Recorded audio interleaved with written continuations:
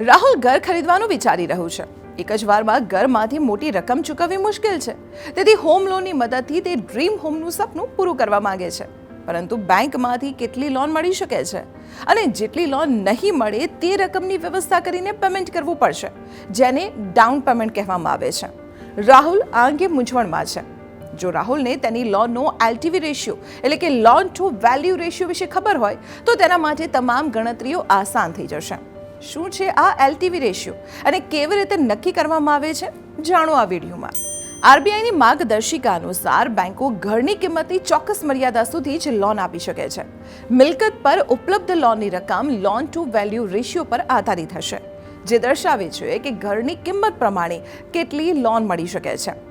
આરબીઆઈના નિયમો પ્રમાણે જો ઘરની કિંમત 30 લાખ રૂપિયા સુધી હોય તો બેંકો તેના 90% સુધીની હોમ લોન આપી શકે છે. જો ઘરની કિંમત 30 લાખથી 75 લાખ રૂપિયાની વચ્ચે હોય તો લોન ટુ વેલ્યુ રેશિયો 80% સુધી હોઈ શકે છે. જો ઘરની કિંમત 75 લાખ રૂપિયાથી ઉપર હોય તો બેંકો માત્ર 75% સુધીની જ લોન આપી શકે છે. ધારો કે તમે 60 લાખ રૂપિયાનું ઘર ખરીદવા જઈ રહ્યા છો. આરબીઆઈના નિયમો પ્રમાણે બેંકો 80% સુધી લોન ટુ વેલ્યુ રેશિયો આપી શકે છે, પરંતુ એ જરૂરી નથી કે બેંકો તમને મૂલ્યના 80%ની લોન આપે. જો bank 70% loan to value ratio offer કરે છે તો તમને 42 લાખ રૂપિયાની હોમ લોન મળશે અને બાકીના 18 લાખ રૂપિયાની રકમ તમારા પોતાના ખિસ્સામાંથી ચૂકવવી પડશે, જેને ડાઉન પેમેન્ટ કહેવાય છે. જ્યારે તમે બેંકમાં લોન માટે અરજી કરો છો ત્યારે જરૂરી નથી કે તમને એટલી લોન મળી જાય જેટલી તમે લેવા માંગો છો. એલટીવી રેશિયો નક્કી કરતી વખતે બેંકો ઘણી બધી બાબતો પર ધ્યાન આપે છે, જેમ કે ઘર ખરીદનારની લોનની ચૂકવણી કરવાની ક્ષમતા, જેમાં તેની આવક અને વર્તમાન તમામ લોનને આંકવામાં આવે છે. સાથે તેની ઉંમર અને જે પ્રોપર્ટી ખરીદવામાં આવી રહી છે તેની સ્થિતિ પણ તપાસવામાં આવે છે. હવે એલટીવી રેશિયોનો કેલ્ક્યુલેશન ફોર્મ્યુલા પણ જાણી લો. ખરીદવામાં આવી રહેલી પ્રોપર્ટી પર મળી રહેલી લોન અને પ્રોપર્ટીની કિંમતના આધાર પર તે કેલ્ક્યુલેટ કરવામાં આવે છે. લોનની રકમને પ્રોપર્ટી વેલ્યુથી ભાગ્યા કરો અને પછી ગુણાકાર કરો 100થી.